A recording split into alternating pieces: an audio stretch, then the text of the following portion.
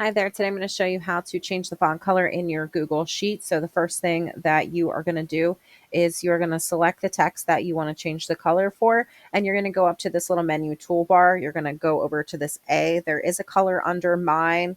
Yours might be black. If your font is black, it's whatever color your font currently is. Mine is blue because my text is currently blue.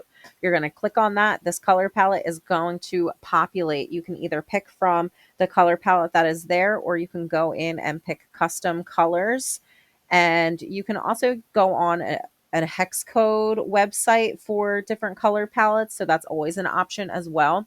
You can also go to this little eyedropper and say something else you want that is one color, you want this to now be that color. So you can go in and you can pick up that color with that little eyedropper and it will change the text that you have selected. And that is how you go in and you change your font colors in Google Sheets. If you found this video to be helpful, please check out my other videos. You might find those to be helpful as well. Thank you. Bye.